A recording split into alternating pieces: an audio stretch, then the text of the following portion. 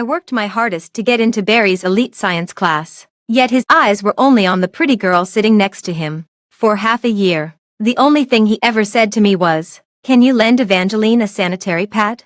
So I tore up the diary filled with unrequited love and stopped being his little shadow. Years later, at a class reunion, I talked about my first love. I said he was a rough, fierce brute. Before the words had even faded, Barry held up the painstakingly pieced-together diary, trembling as he demanded, "Doris, you're lying. I was clearly your first love. I'm still waiting for you, for that confession." Hello, everyone. Welcome to my channel. Subscribe us to read wonderful novels every day. Now the story begins. During math class, I and the beautiful schoolbelle Evangeline went to the blackboard together to solve the problem. An arithmetic sequence problem. Evangeline solved it in just 3 steps, and I, foolishly, kept writing without stopping for over a dozen lines. Someone was the first to laugh, though who it was remains unknown. Then, one after another, mocking laughter rose from behind. Evangeline's natural scent is a sweet milky fragrance. When the smell made me sneeze uncontrollably,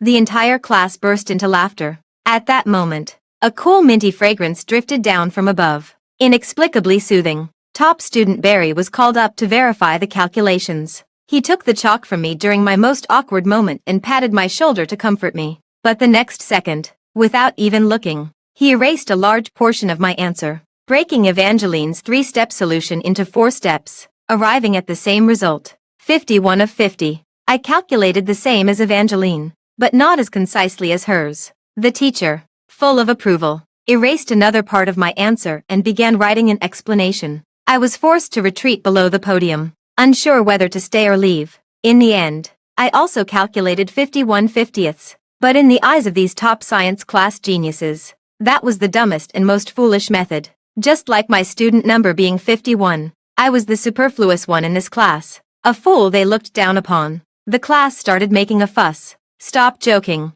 Barry and I are just good buddies. All right. Focus on the questions and stop joking around." Evangeline and the teacher didn't take it seriously. Only Barry's admiring gaze didn't seem feigned. Indeed, he and Evangeline were better matched. One was a top academic achiever, the other a genius campus belle. Peppermint meets milk, a match made in heaven. They could discuss challenging math problems together and watch English movies without subtitles. While I couldn't keep up with their lively minds at all, I could only clumsily do small favors to please Barry. For 3 years of secret admiration, I studied day and night just to squeeze into the advanced science class and get closer to Barry. But half a year passed. His eyes could only see Evangeline, never once turning to say a word to me in the back seat. What does it matter how close the distance is? I still can't enter his world. Feeling upset, I decided to skip PE class and take a rest. As I was drowsily lying on the desk, it suddenly got knocked a few times.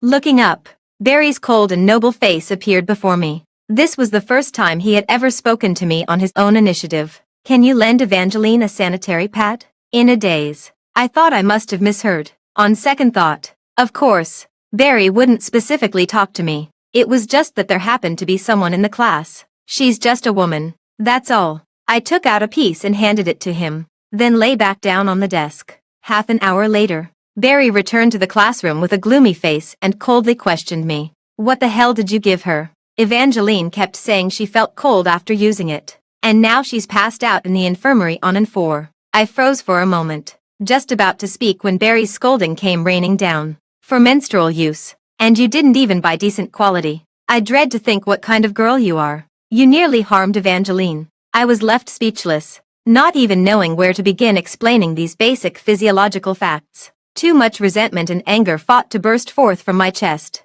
Finally, I simply stopped saying anything. He was convinced it was my fault. No matter how much I explained, a slew of absurd accusations would still be pinned on me. Why should I waste my energy? Evangeline didn't return until the afternoon after her 4 drip.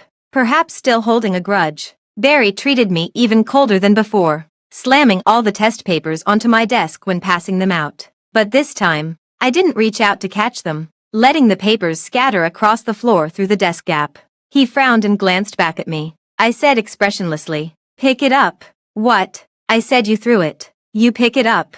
My assertiveness left Barry stunned. He paused for a moment, then crouched at my feet to gather the papers and place them back on my desk. For the rest of the afternoon, I didn't say another word to him. Dinner naturally passed without much conversation. After the meal, there was a long break, during which I would take out the trash once. The classroom didn't have a trash bin, so we had to go to the floor's designated waste sorting room. I used to use being on the way as an excuse to casually take Barry's trash and throw it away together. Later, everyone around me started handing their trash to me. This time, I don't want to take care of anyone. Thanks, Doris. I really like hardworking and virtuous girls. Evangeline smiled as she hung a large bag of trash on my hand.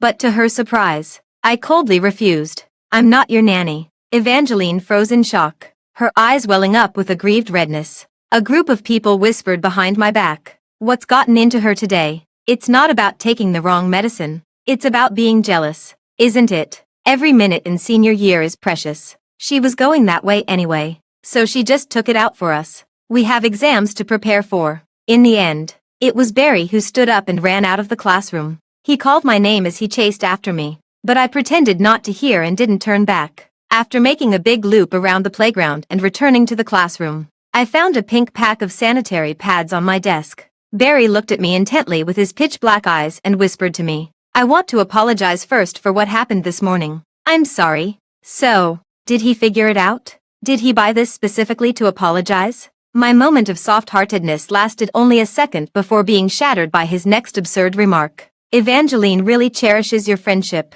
Don't let my mistakes affect her. When she comes back, you should apologize and comfort her too. You shouldn't have snapped at her earlier. It was then that I noticed. Behind Barry's body blocking the desk, there was also a large bag of sanitary pads he had gone out of his way to buy. All brands and models were bought for Evangeline to choose. To prevent me from bullying Evangeline, he randomly grabbed a pack from inside to fob me off. Fobbing off this not-so-important classmate, I started deliberately avoiding Barry. I stopped responding to whatever he said, stopped creating chance encounters, and no longer revolved around him. Barry seemed to notice. One evening on my way home, he deliberately waited for me outside the convenience store. Seeing that I bought the rice ball, he helped me tear open the packaging, neatly folded it, and tucked it into my hand. Doris, let's talk. I think you're upset. About what? Just one rice ball today. Giving it to me again. Aren't you eating? I stayed silent for a few seconds before tossing the rice ball into the dog bowl. Sorry. This was bought for the dog. If you want some, you'll have to negotiate with it. Barry was utterly stunned. I shoved past him without a backward glance. To avoid Barry, I took a secluded path home. After turning the corner of the alley, a familiar milky fragrance wafted through the air. I stumbled upon Evangeline vaping with a few delinquent girls. It turns out Evangeline's milky scent is actually a flavor of vape. In the pale blue haze, Evangeline smiled and waved at me, her eyes brimming with mischief. Doris, are you going home? Come say hello to your sisters. That's the bottom of our class. Been crushing on my deskmate for ages. The little bitch doesn't even know how to be ashamed. I frowned and tried to dodge, but the little punk girl immediately chased after me, digging her sharp nails into my face several times. So you're the one always pestering my brother-in-law. Before the words had even finished, the voice of the dean came from behind. He had caught several students vaping. The little delinquent girls scattered and fled. Evangeline, seeing no way to avoid it, frantically shoved the vape into my backpack in a panic. I didn't have time to shake it off before being ordered to stand still properly. Good morning, teacher. Evangeline greeted unhurriedly, her aloof face filled with calm indifference. None of us were allowed to speak, obediently emptying our pockets and school bags, where the contraband was naturally discovered. I quickly jumped in to explain. Teacher, smoke has a smell. You can smell it, right? The milky scent of vape is unmistakable on whoever carries it. But the next second, Barry's voice suddenly came from behind. Teacher, I'm Evangeline's deskmate. That smell is Evangeline's natural body fragrance, not from smoking. Besides, we're all in the top science class. Evangeline ranked 7th in the grade this time. Would she really do such a thing? This road isn't Barry's way home, so he followed me all the way. No matter if I made a mistake or not, no matter what mistake the person he likes made, he always favors the one he likes. This is the worthless thing I've had a crush on for 3 years. In the end, I still got punished, and my explanation was dismissed as an excuse. What else could I expect when I'm ranked 51st in the grade, while Evangeline is ranked 7th? Teachers always instinctively favor the top students. The homeroom teacher is that math teacher. Originally, disciplinary actions weren't made public, but she announced it in front of the whole class as a warning to everyone, and even punished me by making me stand outside for a whole class period. Some little girls, I advise you to have some self-respect. You're already slow-witted, yet you pick up all these bad habits. Outsiders shouldn't embarrass our elite class. Evangeline smirked as she flipped a page of the 5-3 workbook, her eyes brimming with smugness. As for Barry, he didn't dare to meet my gaze. I walked out of the classroom calmly, stood in the hallway, and tore page after page of the diary filled with unspoken love. We first met during the summer vacation of 9th grade, when a tall, lanky boy explained physics problems to me. His clear voice made my heart skip a beat. From then on, every page of my diary was about him. What's his name? What score did he get? He ate the little cake I secretly gave him. He didn't reject my feelings. Every page counts down the days until adulthood. Planning to confess to him. Until this very moment in senior year, all expectations and admiration came to an abrupt end.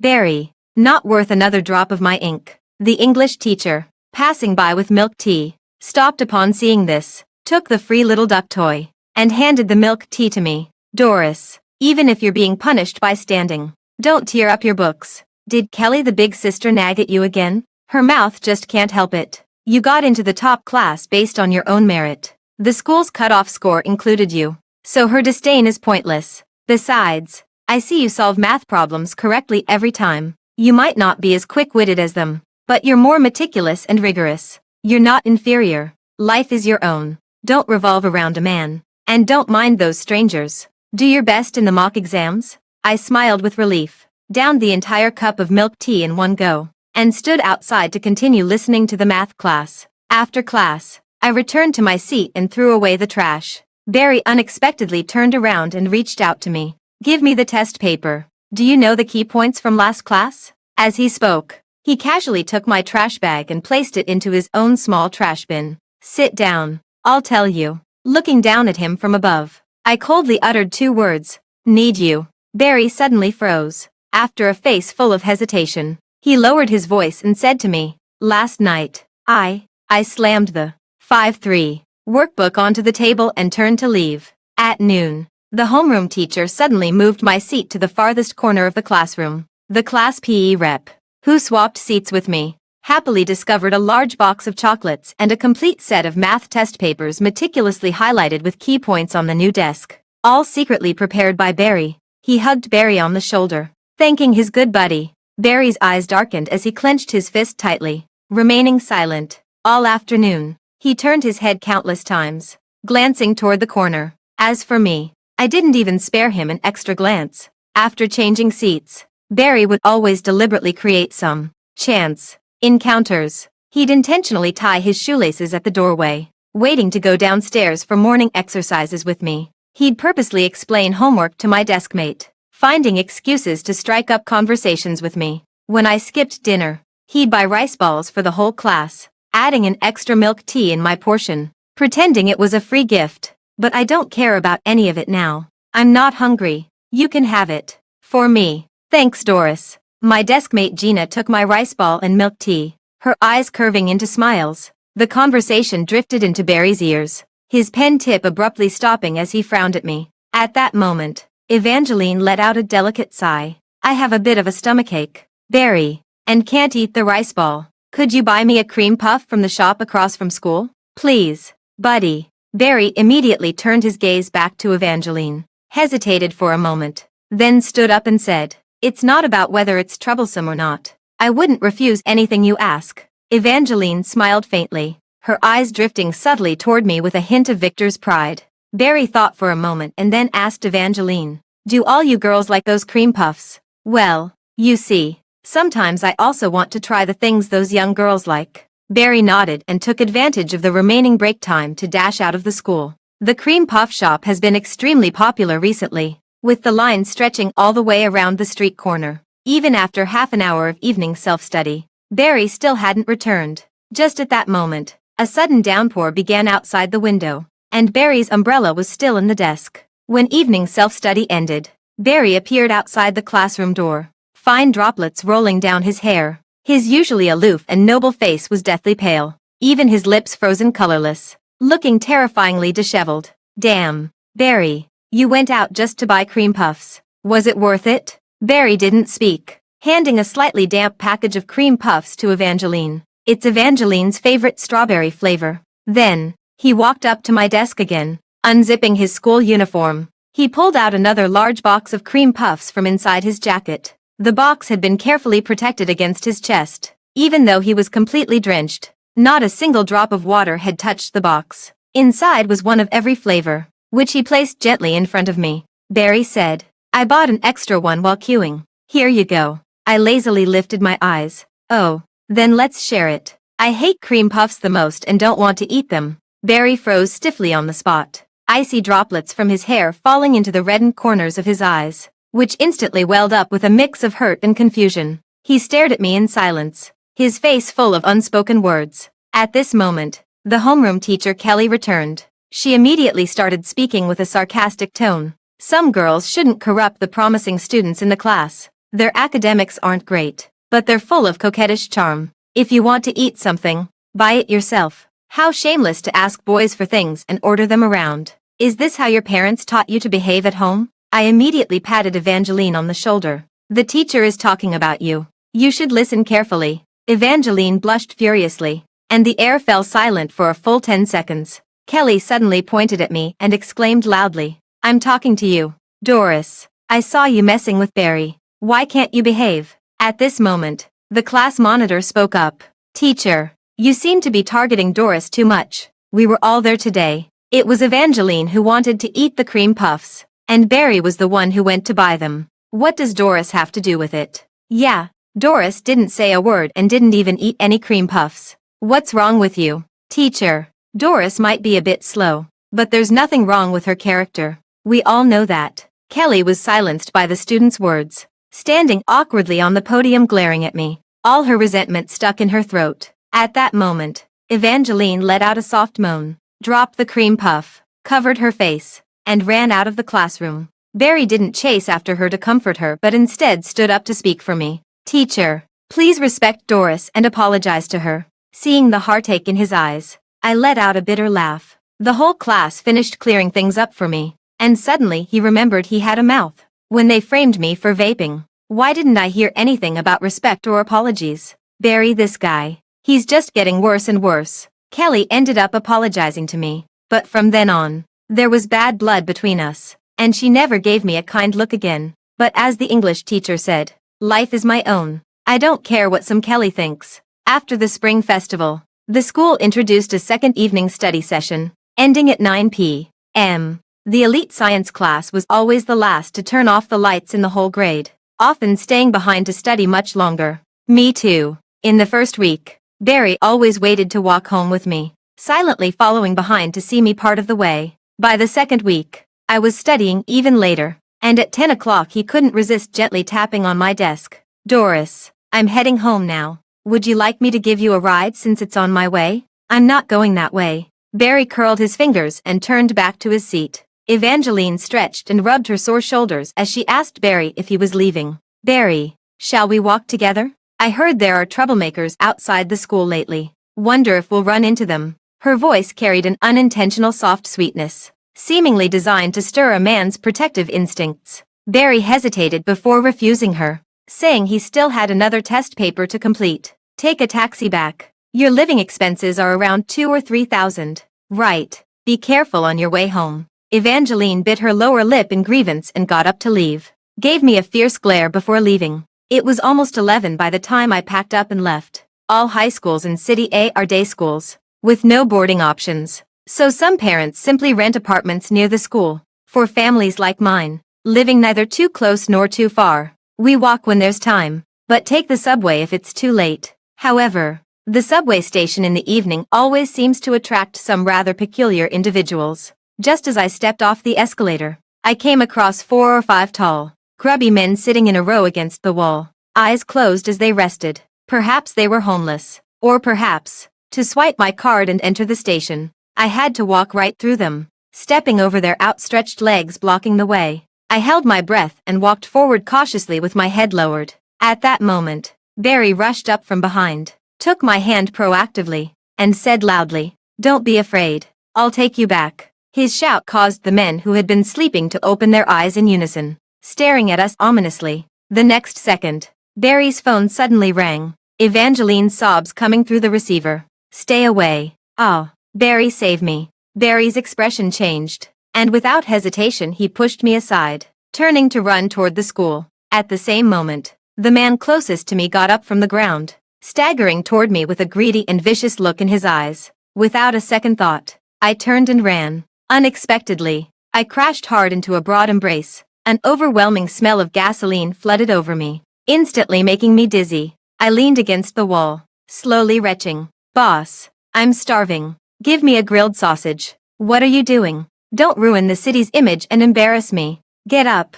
The man's hoarse voice carried a heavy tone of anger as he kicked each of them, forcing everyone to their feet. Only then did he remember me, the one who had been bumped into. Before me stood a strikingly handsome face with deep, cold eyes that held a hint of laziness. His black hair was cropped extremely short, rough yet undeniably attractive, towering over 8 meters in the corridor. He instantly drew all eyes toward him. The man hesitated for a moment, then carefully poked my arm with his finger. "Hey, high school kid, are you okay?" As soon as I opened my mouth, I vomited directly onto his Doc Martens. The air fell silent for a few seconds. The last subway train slowly pulled away from the platform at this moment. The man irritably ran his fingers through his hair, his gaze landing on my face. The next day, Barry waited for me at the subway station to go to school together, anxiously asking how I was last night. "Why didn't you send me a message when you got home? I was so worried about you." I paused for a moment, then asked him how Evangeline was doing.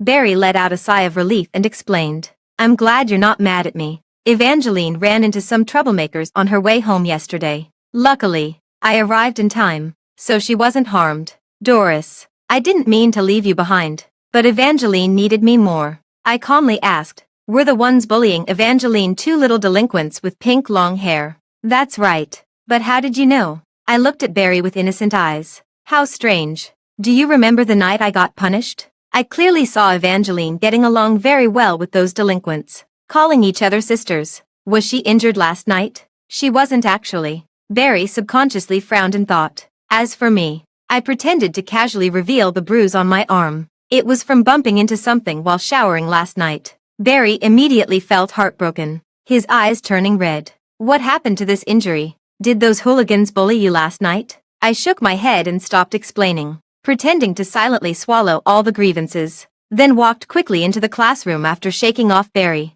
Evangeline had already prepared breakfast for Barry. She let out an adorable little milk hiccup, blushing as she thanked Barry. "Hey man, thanks for last night. I don't know what came over me. I just instinctively called you. Perhaps you are the one I want to rely on in my heart." Barry lowered his eyes and coldly scrutinized her. Then after a long pause, uttered ominously, "The same taste." "What taste? Does breakfast taste the same as me?" "Hee hee. Could it be that you can't bear to eat me? Someone so sweet." "I'm saying, those 2 little delinquents last night smelled just like you. You vape the same flavor. You know them, don't you?" In an instant, Evangeline's face drained of color. She was sharp, immediately realizing the inconsistency lay with me. Her venomous gaze shot straight toward me. I returned her look with a faint smile. I'm not some delicate wife who keeps her mouth shut and takes the losses. She picked the wrong person to mess with. From that day on, everyone in class noticed Barry and Evangeline were fighting.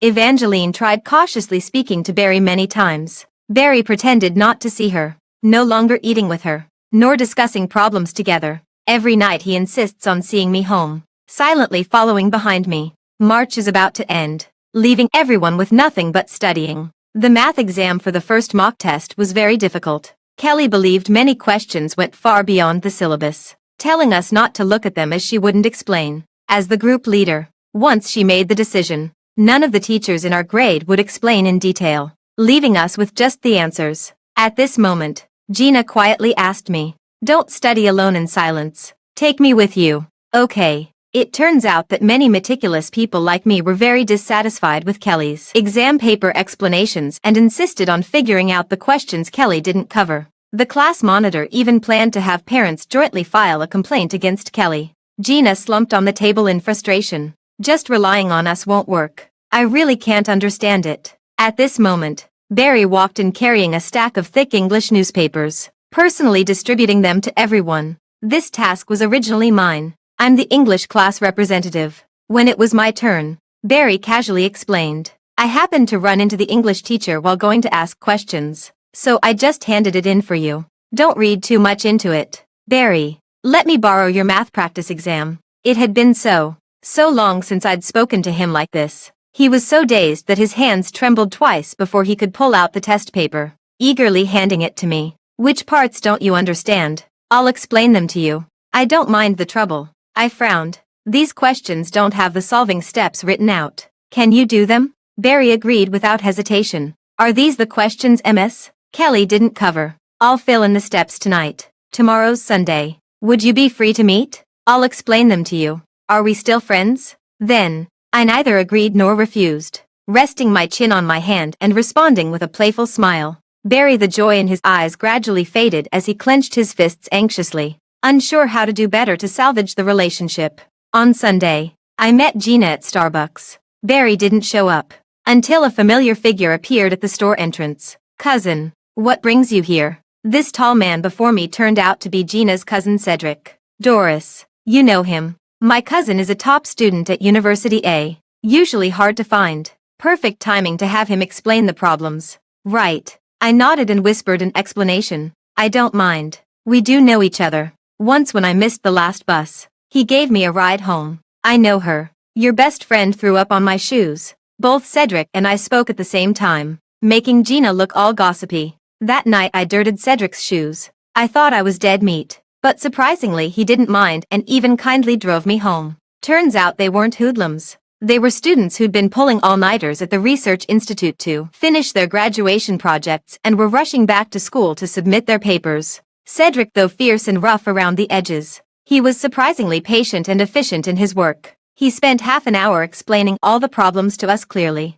even detailing every step meticulously. It was only then that I noticed over 30 missed calls on my phone. All of them were from Barry. Wow, Barry Gina exclaimed, pointing outside the door. I instinctively looked up, my gaze colliding fiercely with the disheveled Barry. Barry is remembered by everyone as a neat, aloof, and even somewhat obsessive academic, insisting that even his shoes remain spotless. But now, his sleeve is torn wide open, his trousers are splattered with mud, and his face is marked with cuts of varying sizes from shattered glass. Turns out he wasn't deliberately late. He was caught in a car accident and ran 3 kilometers on foot to get here. Sorry, Doris. Shall we begin now? Barry anxiously pulled out his math test paper, his scraped hand dripping blood as he trembled and hid it behind his back, afraid I'd look down on him. At that moment, Cedric spoke calmly. You got this wrong. The answer is 3. Can't even solve such an easy problem. Barry stared in shock, his red-rimmed eyes glaring fiercely at Cedric. Who are you? Which school do you go to? What's your rank? Cedric didn't even glance at him, took a sip of coffee, and asked if he could give us a ride home on his way. I awkwardly reminded him that it was my coffee he was drinking. Oh, you're right. But with the exact same number of syrup pumps added. I really thought it was mine. My mom says a hot Americano with 4 pumps of syrup and a splash of milk tastes like spoiled herbal medicine. Seems like you two have quite similar tastes. Ha ha ha. Gina teased me mischievously, only to be jointly countered by Cedric and me. Amidst the playful banter, Barry suddenly said, I think I like you, Doris. The air went silent for a second before being disrupted again by Cedric's sarcastic remarks. Smiling, I linked arms with Gina and asked Barry what he had just said. Barry pressed his thin lips together and didn't answer. Oh, then go to the hospital if you need to, or go home if you're fine. We'll head off first. With that, Gina and I got into Cedric's car without giving Barry another glance. After May began, I would study until 11 or 12 every night before heading home. I come from a single-parent family, and with my mom on assignment in the Netherlands this year, no one was around to care how late I came home. Instead, it was my classmates who took turns urging me to go home, offering me rides with their parents. Gina simply had Cedric pick me up. She was afraid Cedric would exhaust himself day and night in the Research Institute, and picking me up would prove he was still alive. I refused several times, but I would still see Cedric's car parked at the school gate. When I mustered the courage to refuse again, I noticed through the window that the man was so exhausted he had fallen asleep. He didn't even wake up when I got into the passenger seat.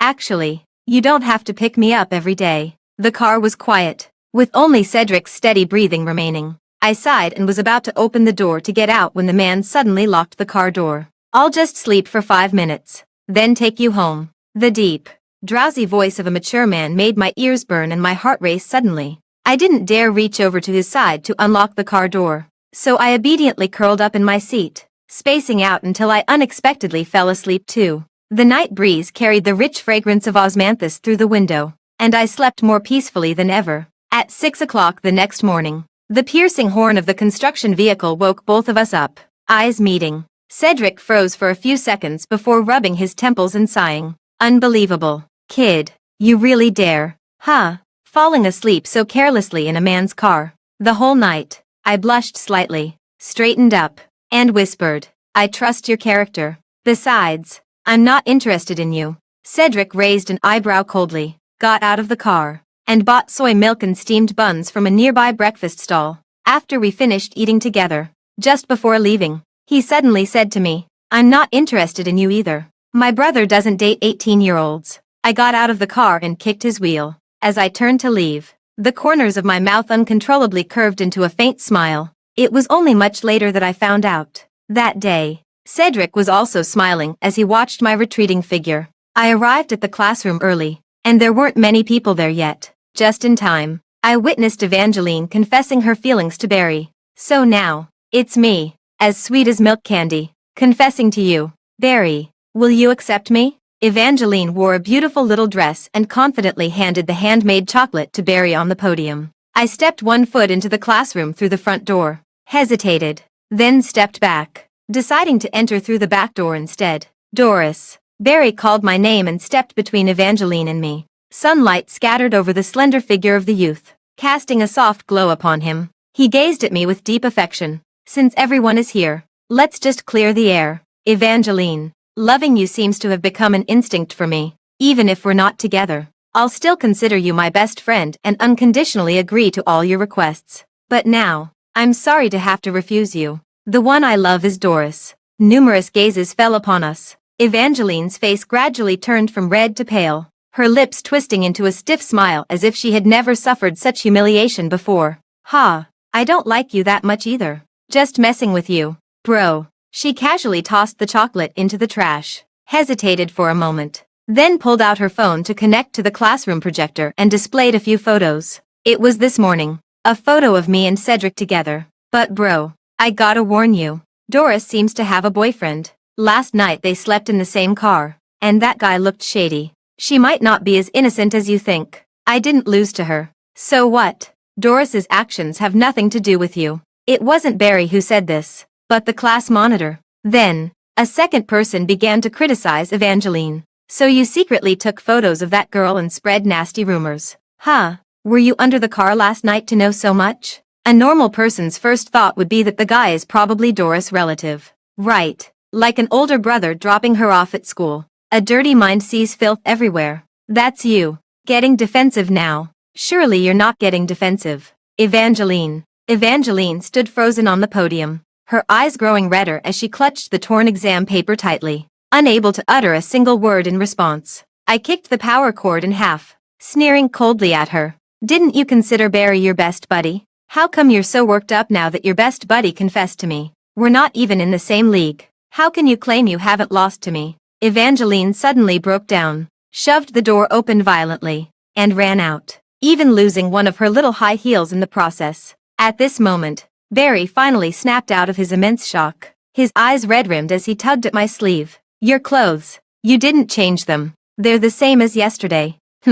So what? Barry took a trembling deep breath and softly confirmed with me. So, who were you with last night? What's it to you? I pushed away Barry's arm in front of everyone and turned back to my seat. I get how you feel, but I don't like you. Stop making a scene and leave. Don't disrupt everyone's studying. As the college entrance exam countdown begins, everyone is solely focused on studying. Meeting Barry again was when we returned to school to collect our score reports. With a calm and composed expression, he didn't ask about my score but instead pulled a box of contraceptives from his backpack and handed it to me. I don't mind your past. Stay in City A for the future.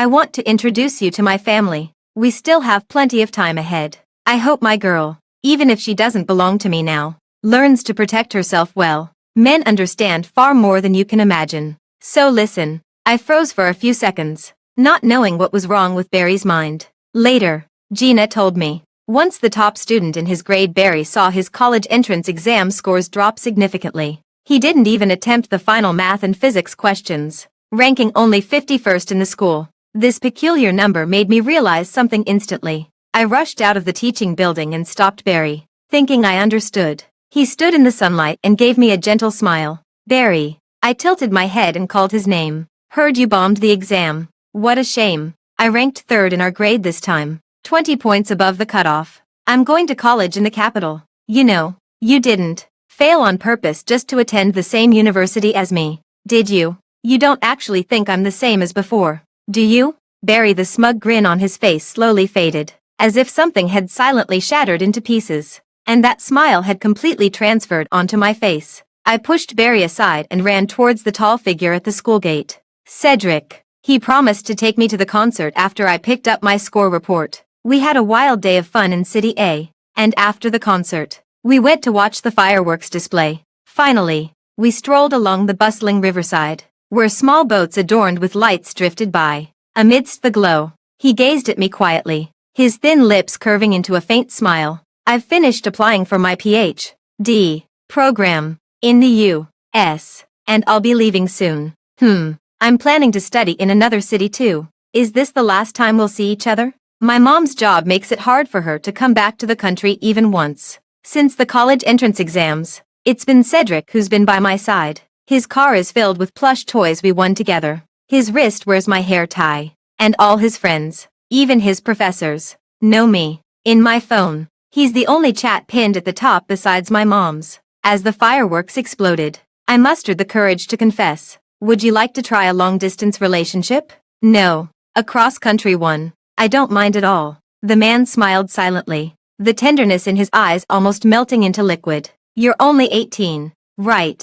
You haven't seen the campus heartthrob playing basketball, the senior playing guitar at the party, or skipped classes and traveled with your best friends yet. There are still so many things you haven't experienced. So go and explore first. Learn to enjoy your 18-year-old life. When you think spending time with me is worth it, then we can talk about love. I'll wait for you to grow up."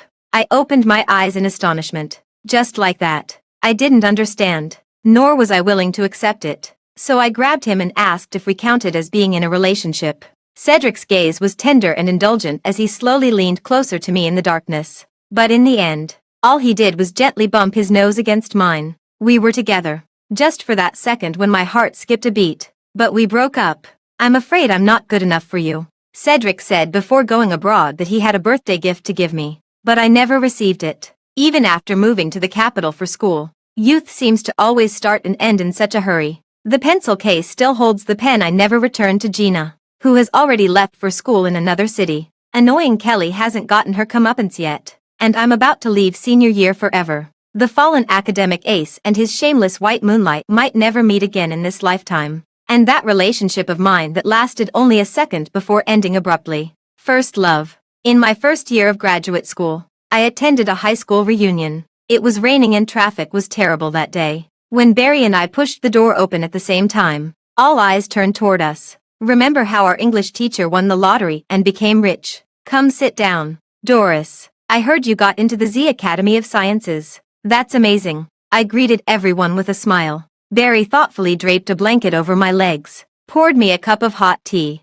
and softly asked if it was too hot. From the moment he entered, his gaze never left me. Gina couldn't help but ask, "Are you two married?" "Impossible. We're purely just good buddies." Upon hearing my response, Barry fumbled and spilled his tea. The class monitor curiously interjected, "Barry wasn't your first love. Everyone could tell back then. But you two never ended up together. Does it count as first love if we never dated? What were we back then?" I rejected Barry before the college entrance exams. My first love wasn't this kind of person. Barry silently suppressed his bitterness and forced a wry smile. Back then, unwilling to accept defeat, he retook the college entrance exams for a year and finally made it to the capital, managing to stay in touch with me, though it was limited to casual greetings and small favors like borrowing a power bank. And today, at this class reunion, who knows how long he had waited in the parking garage, deliberately planning this chance encounter. While everyone was still exchanging pleasantries, the private room door suddenly swung open, and the short, plump Kelly walked in. After asking around, no one knew who had invited her, yet she unceremoniously took the seat of honor and proceeded to inquire about everyone's recent lives one by one. When it was my turn, she smirked disdainfully and immediately critiqued my outfit. My eyes are sharp. I can tell a lot just by looking at someone. Such a deep neckline, such a short skirt. Who exactly are you trying to show off for? Even back in school, you were never the well-behaved type. Now that you're all grown up and out in society, I'm sure there are plenty of sugar daddies for you to hook. But a girl should have some self-respect. The air fell silent in an instant. I calmly glanced over the table full of dishes, finally settling on a bowl of egg drop soup, and turned it toward Kelly. Then, I flung it hard onto her face. Back in school, I didn't know how to fight back. Now I do. Some foul mouths need to be scalded before they can speak like humans. Kelly screamed like crazy, but no one in the class stepped forward to stop me. The class monitor silently closed the compartment door. Ms. Kelly, those math problems you wouldn't let us discuss back then. 3 of them appeared on the college entrance exam. My mom joined other parents to file a complaint against you, but I heard you only got a small bonus deduction. What do you have to compensate us with? Kelly was stunned for a moment, trembling as she grabbed her bag and stood up, then scrambled out of the private room in a panic. Later, I found out that the reason she disliked me back then was because her nephew ranked 52nd in the placement exam, while the cutoff for the elite science class was set at my score. So, she always believed I had stolen her nephew's opportunity. In the end, she went even further by giving her nephew special treatment, naturally neglecting to focus on teaching us. Such trash finally did something major a few years later, getting exposed by successive batches of students and ending up behind bars. Evangeline was the last to arrive at the class reunion, immediately asking where Miss Kelly was. Kelly was the teacher who doted on her most in senior year, and it was also her who sent out the reunion invitation. Everyone immediately gave her a cold look. Her college entrance exam results were mediocre, but she managed to attract many fans by making videos. So she led her dubious friends down the path of becoming internet celebrities. Unfortunately, after 3 years of trying, she made little progress and didn't even manage to get her college diploma. Throughout the entire gathering, she kept her attention fixed on Barry, frequently seizing opportunities to add him as a friend. Barry didn't even spare her a glance. I had long sold my house in City A and stayed at a hotel for the night. Barry insisted on driving after me to see me check in. He took a long time parking, and later inexplicably gave me a jewelry box, saying it was my birthday gift. I glanced at it briefly and tossed it into the lobby trash bin. Thank you. Can you leave now? Barry gave a bitter smile and slowly pulled out an old diary from his pocket. It was actually my high school diary. Every page inside had been torn apart by me, then painstakingly pieced back together by him, held with tape. I frowned fiercely and tried to snatch it. Barry, but he held it like some precious treasure, clutching it tightly to his chest. It's been 5 years, Doris, and I'm still waiting for that confession you never made. Every page of your diary is filled with love for me. Does none of it count anymore? Unable to grab the diary, I got so angry that I slapped him twice. Hard. Are you done yet? The air remained still for a long time. Barry wiped the blood from the corner of his mouth and suddenly asked if I believed in fate. You're not mine, and you won't be anyone else's either. Are you out of your mind? What do you take me for? You haven't even been drinking tonight, so why are you talking nonsense? Barry gazed at me with a sorrowful and mournful look, ultimately saying nothing before turning and leaving. And the moment he left, a familiar figure walked into the hotel lobby. Cedric, standing at the front desk. Our eyes met, and my heart suddenly raced a little. 5 years apart, the youthful innocence in his eyes had completely faded.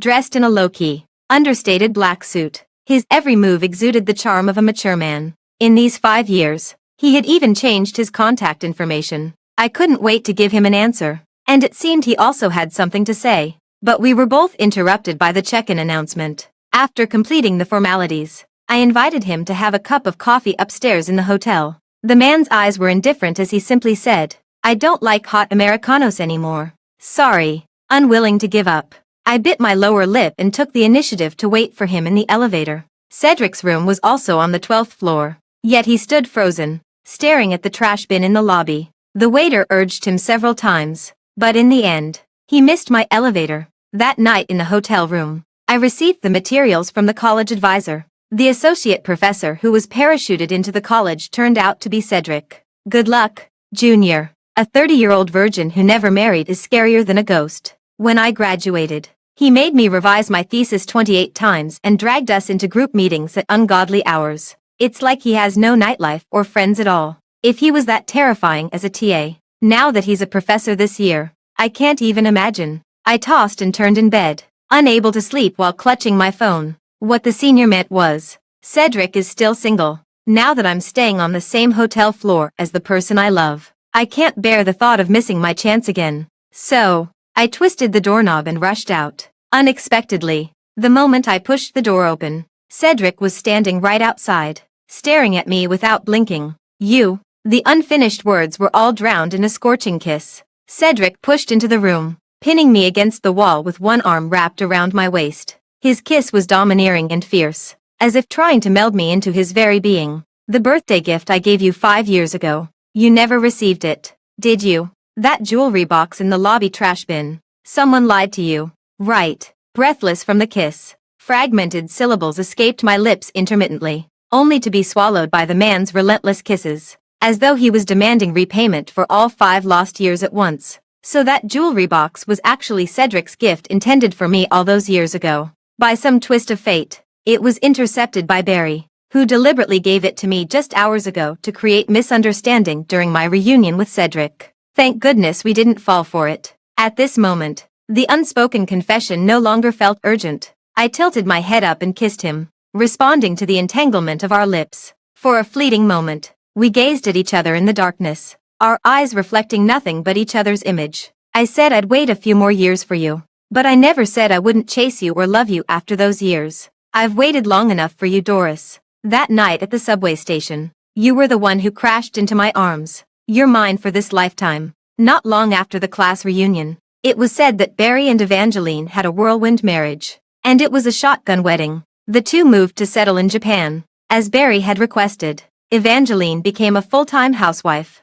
focusing on her pregnancy while managing her social media accounts. She wrote daily stories about her childhood sweetheart, husband, living a blissful life. Top student Barry was called up to verify the calculations. Window. Barry's will didn't mention her at all, yet left me a considerable sum of money. Turns out, before that class reunion, right before we met, he had just been diagnosed with a terminal illness. Holding the diary, he made a desperate confession, but it still didn't win my true heart. So he indulged and took Evangeline, taking her far away to spend his remaining days in peace. Along with that money, he sent me one last message. Doris, the living can never compete with the dead. If I die, you'll remember me forever. After some thought, I donated the money to a stray dog shelter. The shelter erected a stone tablet for Barry, carried by a turtle and placed at the mountain entrance. Every visitor climbing the mountain has to pat the turtle's head, thus fulfilling his wish to leave a lasting legacy.